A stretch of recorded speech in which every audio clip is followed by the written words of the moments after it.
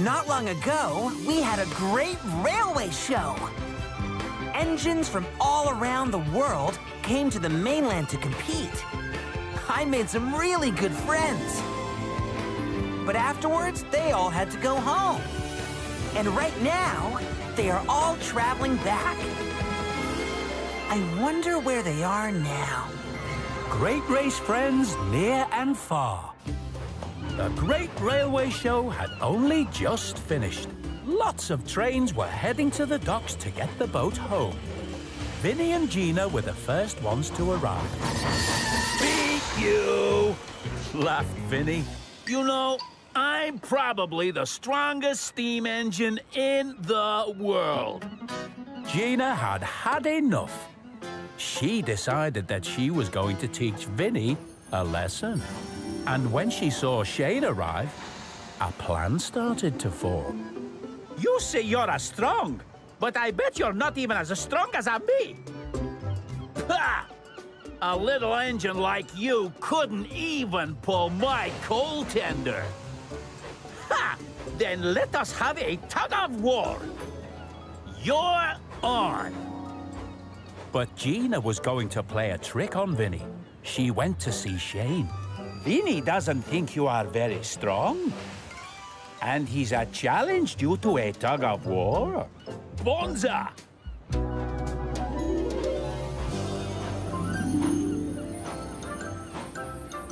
So Shane was coupled up to Vinny. But Vinny thought it was Gina that he was going to be tugging against. Are you ready? Gina called. I'm ready! Be careful you don't break an axle. Go! Shane and Vinny puffed and chuffed as hard as they could. She's stronger than she looks. They were both very strong, but their coupling wasn't strong enough for this tug of war. Wah! Yelled Vinny as he shot forward. Vinny went straight into the watermelon container.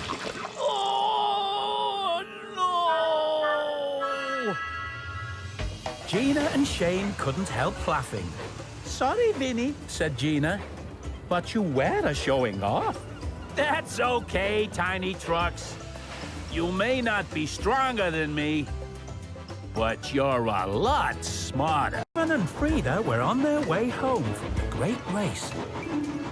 And wherever they went, people were always very excited about seeing Ivan. Hooray! It's Ivan! They cheered. Ivan the Super Shunter! But this made Frida very grumpy. She wanted them to be excited because she was there. Ivan can shunt, but he's not as strong or as fast as me, said Frida. So, Ivan, how did you do at the Great Railway Show? Said one man. Did you win the shunting competition? Said another. This made Frida so grumpy, she puffed away. Don't worry, said Ivan. I'm sure everyone is just as happy to see you. They will be, snapped Frida. Especially when we get to my home in Germany.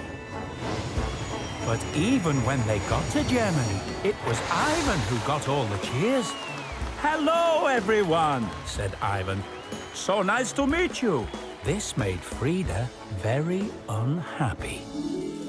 I don't understand, said Frida. Why is everyone so happy to see you, but not me? I think maybe it's 'cause I smile, said Ivan. But I smile, said Frida. Not so much, said Ivan. So the next morning, Ivan decided to teach Frida how to give her best smile. Bigger smile, said Ivan. And be cheerful, too. I think maybe you need to practice, said Ivan. Frida practiced smiling and being cheerful as they puffed through the German countryside. And when they arrived in the next town, everyone was happy to see Ivan and Frida. You know what, said Frida? I'm going to try to be cheerful all the time.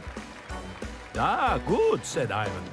A happy engine is a useful engine. Young Bao had a very long way to go to get back to their homes. They traveled across India together, and soon they were in the Himalayan mountains. The weather got colder and colder. Then it started to snow. What's all this cold stuff falling from the sky?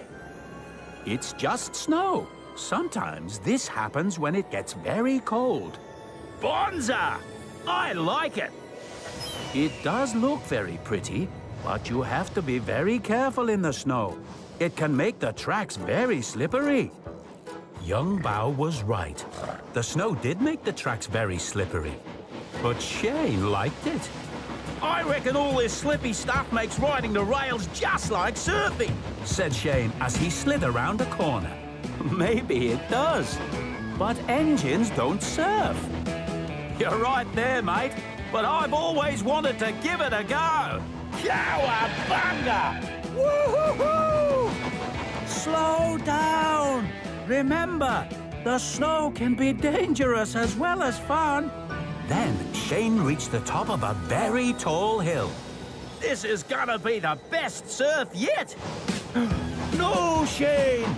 This is too tall and too steep. But it was too late. Whoa, hey!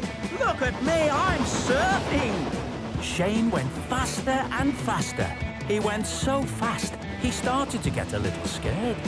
But when he put his brakes on, he just kept going. Help! Young Bao puffed bravely down the hill, trying to rescue his friend. Then there was trouble. Shane crashed straight into a snowdrift. Oh! Wipe out! Then, Young Bao helped Shane out of the snowdrift. Thanks, mate! You were right. Snow can be dangerous as well as fun. Don't worry. I'll teach you to puff safely through the snow. The first lesson is go slow and steady. So Young Bao led the way through. Rajiv had just arrived back from the Great Railway Show. He couldn't wait to show everyone his trophy. Hi, everyone, I'm back! But there was no one there. Rajiv looked around the goods yard. Then he looked in the sheds. Where has everybody gone? I really wanted to show off my trophy. Then Rajiv saw one of the railway workers coming towards him. I've just got back, began Rajiv. But the railway worker was in too much of a hurry to listen. You're needed at the city centre station right away. And then he ran away. How strange, said Rajiv, who was beginning to feel a bit sad. So Rajiv puffed to the city centre station. No one is interested in seeing my trophy. I was the best decorated engine in the whole of the Great Railway Show. And now they probably just want me to collect some coal. But when Rajiv was near the city centre station, he found a man waiting for him. Are you Rajiv? Yes. The same Rajiv that won the best decorated engine competition at the Great Railway Show? That's me. Then take me to the station right away, please. Rajiv was very puzzled. Rajiv took the man to the city centre. But before he got there, he discovered a huge crowd waiting for him. Ladies and gentlemen, I present to you the champion engine from the Great Railway Show, the best decorated engine in the world, Rajiv! Everyone started to cheer. Rajiv was very happy. It was the proudest Rajiv had ever been. Maybe I'll go back next year and try to... It was a hot, sunny day when Carlos and Raul arrived in Mexico. Carlos was nearly home, but Raul still had a long way to go to get to Brazil. But then, Raoul saw something that made him feel at home. Ah, soccer fans, said Raoul. There is nothing more Brazilian than soccer fans. We like soccer in Mexico, too, said Carlos. Maybe, but not as much as in Brazil. Carlos thought Raoul was wrong. But before he could say anything, he was interrupted by a fan. Hey, can you take us to the soccer match? Yeah, it's a long way to go and we missed our train. The two engines agreed to take the fans. But then Carlos had an idea. I bet I can get my fans to the stadium before you. Pah, no one beats a Brazilian engine to a soccer match. Carlos and Raoul raced towards the stadium station. Raoul was taking all the Brazilian fans and Carlos was taking all of the Mexican fans. Every time one of them was in the lead, the other managed to race past him. The fans sang songs as Carlos and Raoul went faster and faster. And when they got to the stadium, it was a draw. But you've taken us to the wrong stadium, said one of the fans angrily. This is where they play baseball. Uh-oh, said Carlos and Raoul. We were in such a rush, we forgot to check where we were going.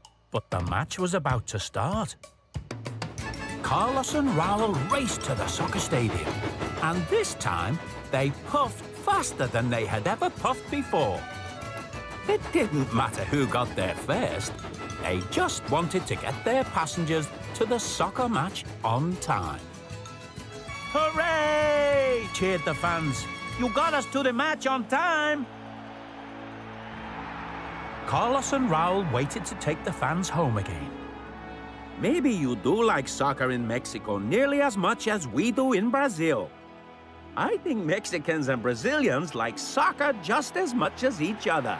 It had been a long voyage. At last, Vinny was back in America.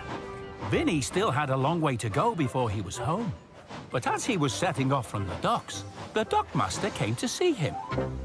We've got some cars here that you need to take with you to the big city. No problem. You line them up and I'll pull them. So the dockyard engines shunted the cars into a line, ready for Vinny. Is that all there is? I'm one of the strongest engines in the world. I could pull that much in my sleep. I could pull that much with a broken wheel. I could pull that much. We get the message, said one of the little engines. The little engines at the docks didn't like Vinny's boasting, so they decided to teach him a lesson. Don't go yet, Vinny. Seeing as you can take so many cars, here's a few more you can take. So the little engines shunted lots and lots of cars into a long line. There were cars full of rocks and cars full of timber. There were cars full of fruit and vegetables. There was even a car full of cows. There you go, Vinny. Take that to the big city. Yeah, no problem. So Vinny backed up to the long line of cars and started to pull. Vinny puffed as hard as he could. He growled as he pulled. Pull, pull, pull! Laughed the little engines. Vinny puffed harder and harder, but he couldn't move the long line of cars. Maybe I should leave some of these cars for you guys. I wouldn't want to be the only engine that was really useful. Okay, Vinny. Whatever you say. So the little engines shunted some of the cars away. There you go, Vinny. That's great. I'm glad I could do you all a favor. The little engines chuckled. They knew that Vinny felt a bit silly for showing off. Etienne and Axel were puffing through France on their way home. But Etienne was showing off. You see, I am the fastest engine there has ever been, said Etienne. And I'm quiet too. Really, said Axel. You see, with an electric engine, this is no clinking and clanking, and the chopping and the puffing. Just the smooth wheels on the rails. Axel was starting to wish he was on his own. But then Etienne and Axel arrived at a station. The station master was very pleased to see them. I'm glad you're here. I have lots of passengers that need to be taken to the mountains, and their train has broken down. Don't you worry. I am the fastest engine in the world. I will get your passengers to the mountains before you can say Mont Blanc.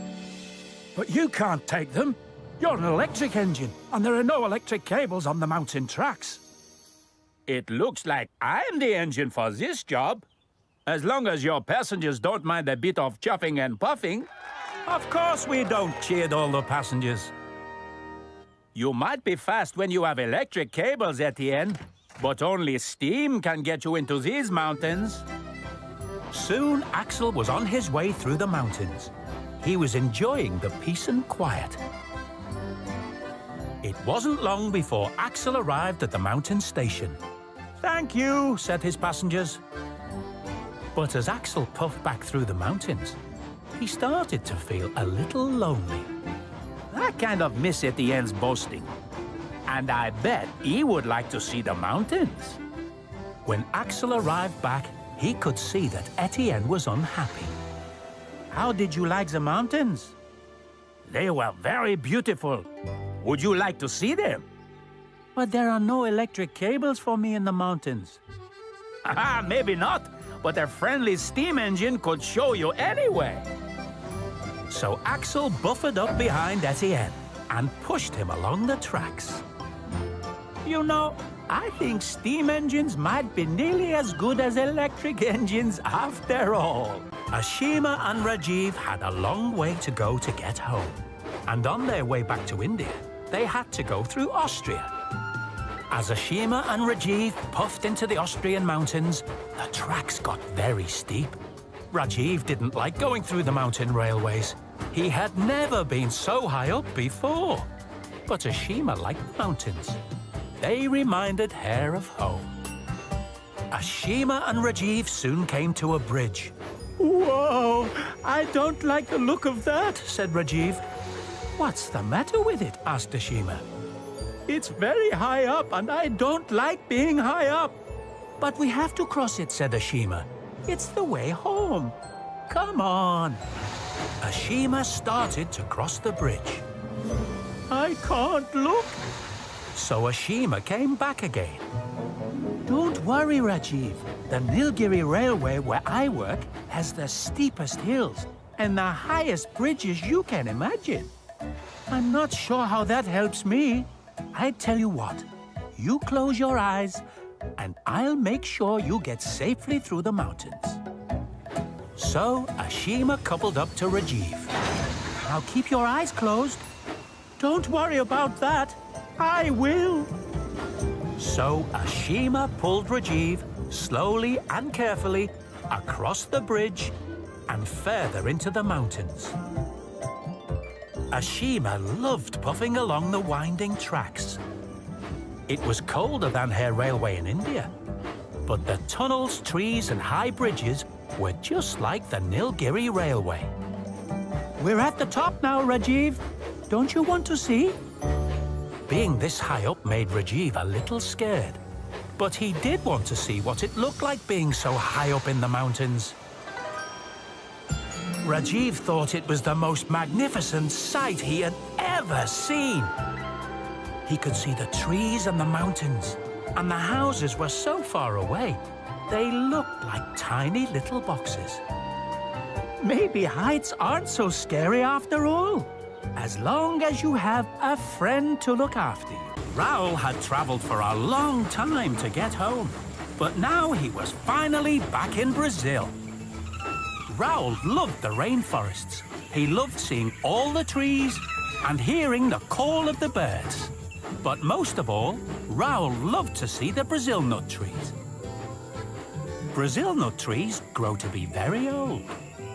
They grow very tall and they produce a delicious nut. Raoul was very happy to be home. But when Raoul arrived at the station, he met some very unhappy holidaymakers. What's the matter? Raoul asked. We've come to Brazil to see all the monkeys in the rainforest, but so far we haven't seen one. said one of the holidaymakers.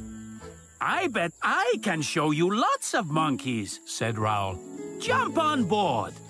So the holidaymakers climbed into Raoul's carriages. Raoul puffed slowly through the rainforests. But the holidaymakers still couldn't see any monkeys. I need to find some monkeys for the holidaymakers, but they all seem to be hiding. Then Raoul saw the Brazil nut tree. And when he saw a Brazil nut fall from the tree, he had an idea. Everyone, come and see this tree. It's a very nice tree, but there aren't any monkeys in it. We wanted to see some monkeys. And you will. Gather up all the nuts that fall off this tree and put them in my back car. So the holidaymakers gathered up all the Brazil nuts they could find, and they put them into Raoul's car. Raoul puffed slowly through the rainforests. And it wasn't long before the monkeys spotted the Brazil nuts. Soon Raoul's car was full of little monkeys eating the nuts. Raoul stopped so that the holidaymakers could all get pictures of the monkeys. Thank you, Raoul, cheered the holidaymakers. Don't thank me, just thank the Brazil nut tree. Etienne had just left the great railway show. He was on his way to catch a boat to France. But before he went to the docks, Etienne decided that it would be nice to visit London, the capital city of England. Etienne thought about Big Ben and Tower Bridge and all the city lights. To London, said Etienne, and he raced ahead. As he got closer to the city, Etienne couldn't wait to get to London. It won't be long till I see the sights, he said. Soon, Etienne pulled into a station. Which way to Big Ben? The station master pointed into the distance. It's over there, he said. You can see the top of it sticking up over the other buildings. So Etienne headed for Big Ben. But every time he thought he was getting closer, the tracks took him away. At last, Etienne ended up back at the same station. I keep trying to see Big Ben, but the tracks keep taking me away again. The station master looked at a railway map. I can see the problem. None of the tracks go to Big Ben. I don't think a train can go there. But I have come all the way to England. I will never see the sights of London. So Etienne pulled slowly away. I will just go and catch my boat. Etienne was very sad. But as Etienne traveled to the coast, he went across a bridge. And as he crossed the bridge, he saw a most wonderful sight. Tower Bridge and the Tower of London. They looked magnificent. Etienne was very happy. The next morning, Etienne arrived at the docks, ready to catch his boat home. But he was still thinking about the sights of London and the city lights. Young Bao was puffing through the Swiss Alps on his way back to China. He had to go through lots of tunnels and over lots of bridges. He loved all the sights and all the sounds, especially the sounds of the mountain goats. But as he arrived at a beautiful alpine station, he found some confusion and delay. What's the matter? Asked young Bao. None of the engines will go through the tunnel, said the station master, so my passengers can't get home. There's a monster in the tunnel, said one of the little engines. And he's making scary noises, said the other. Young Bao knew that he had to go through the tunnel to get home. Why don't I go and have a look, he said, and he put his lights on. Young Bao puffed slowly into the tunnel. He could hear a very strange noise. That does sound very scary. Maybe there is a monster in here. But he puffed bravely on. Young Bao saw strange shapes and shadows. And the further in he went, the louder the noise became. I know that noise. And at last, he could see what was making the noise. It was a mountain goat. The goat was very pleased to see young Bao. Follow my lights, Mr. Goat. Young Bao puffed slowly back through the tunnel, and the goat followed him until they reached daylight. Here's your monster, chuckled young Bao. The engines were very surprised to see a mountain goat plopping out of the tunnel. Everyone was very happy that it wasn't a monster, and they all gave young Bao a great big cheer. Thank you, young Bao, said the little engine. Now we can all go through the tunnel. And we can all go home, said the passengers. So young Bao led the way through the tunnel and continued on his way to Ivan raced through the snowy Russian countryside. As the wind got colder and the snow got deeper, he knew he was nearly home. But then Ivan met a very chilly-looking little steam engine. What are you waiting here for? Ivan asked. The coal delivery didn't arrive, so I couldn't fill up, and now I'm stuck because I've run out of coal, said the engine. Don't worry. I've got a whole tank full of diesel. I can push you to the next station. Then I'll go and collect some coal for you. So Ivan buffered up behind the little steam engine and pushed him towards the next station.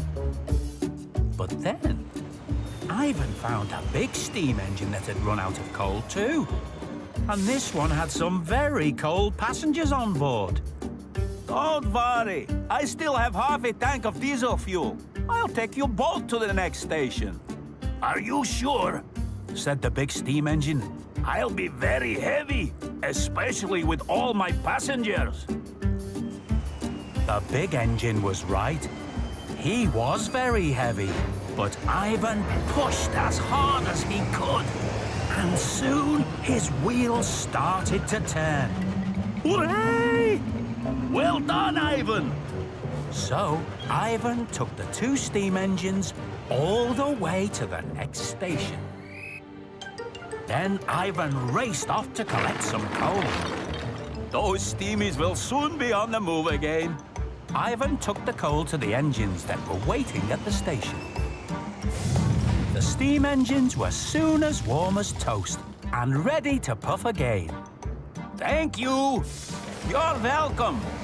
Now I'll be on my way. But Ivan didn't move. Oh dear! I've run out of diesel fuel. Don't worry. I've got some coal now. I can take you to the fueling depot. So the little steam engine pushed Ivan all the way to the fueling depot. Thank you. It seems that steam engines and diesel engines can always help each other. I hope all my friends are having a fun journey, and I hope I see them again one day.